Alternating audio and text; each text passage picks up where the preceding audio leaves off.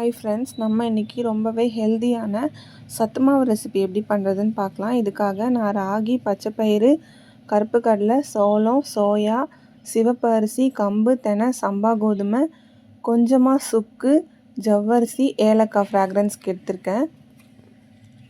இதில் நம்ம ஏலக்காய், சுக்கு, ஜவ்வரிசியை தனியாக எடுத்து வச்சுட்டு மீதி இருக்கிறது எல்லாத்தையுமே ஓவர் நைட் நல்லா வாஷ் பண்ணி சோக் பண்ணி எடுத்துக்கலாம்.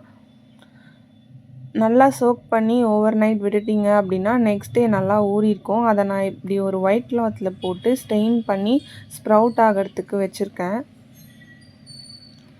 இந்த மாதிரி கட்டி வச்சிட்டிங்கன்னா நல்லா நெக்ஸ்ட் டே ஸ்ப்ரவுட் ஆகிடும்.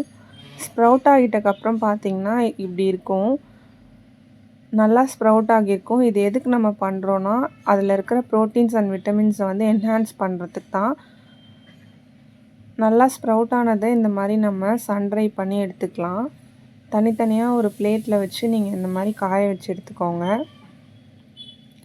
நல்லா ஒரு 1 டே ஃபுல்லாக சன்லைட்டில் காஞ்சதும் நெக்ஸ்ட் டே வந்து எல்லாத்தையும் ஒன்றா இந்த மாதிரி பெரிய ஒயிட் கிளாத்தில் நீங்கள் சன்ட்ரை பண்ணி எடுத்துக்கோங்க. அதுக்கப்புறம் நான் சுக்கு, ஏலக்காய் சேர்த்து நல்லா வறுத்து எடுத்துக்கிறேன்.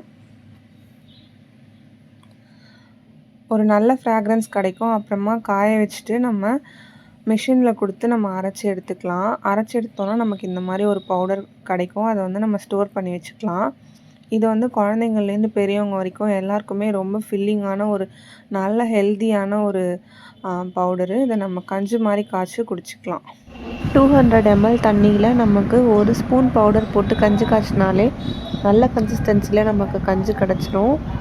இன்க்ரீடியன்ட்ஸ் பொறுத்த வரைக்கும் ராகி மட்டும்தான் 500 கிராம்ஸ், மீதி எல்லாமே 200 கிராம்ஸ் தான் நான் ஆட் பண்ணியிருக்கேன்.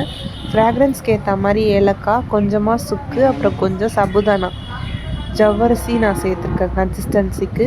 ட்ரை பண்ணி பார்த்துட்டு உங்கள் ரிவ்யூஸை கமெண்ட்டில் சொல்லுங்கள். தேங்க்யூ.